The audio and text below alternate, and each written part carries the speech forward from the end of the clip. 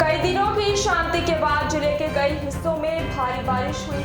रात से ही बारिश शुरू हो गई। रात से हो रही बारिश के कारण गढ़चिरौली में दैनिक जीवन अस्त व्यस्त हो गया। नदी नाले उफान पर है, जबकि दक्षिण गढ़चिरौली क्षेत्र में छत्तीसगढ़ सीमा पर पालकोट, पामुल, गौतम और इंद्रावती नदियों में उग्र रूप ले लिया है। पलारकोटा नदी में बाढ़ की स्थिति।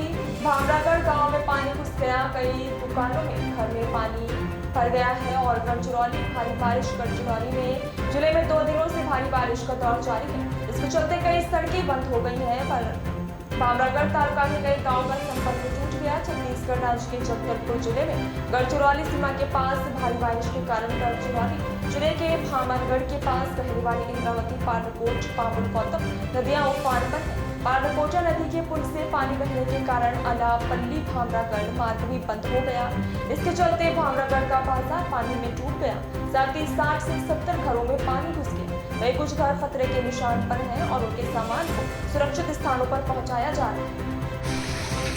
दरवर्षीप्रमाणे यावर्षी सुद्धा भामरागडमध्ये रात्र 3 वाजता अचानकपणे पाणी बाजारपेठेत घुसलं।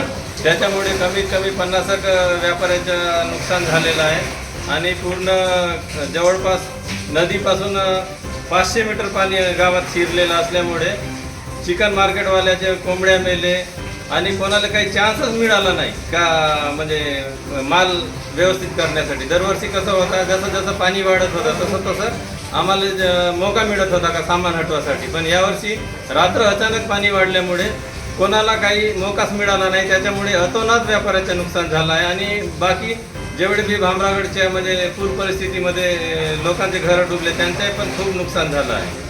तुम्ही मग असा बुडत असताना तुम्ही नेहमी इथे का राहता? हे तर राहत होता, दुसरी जागा कुठं आहे आम्हाला?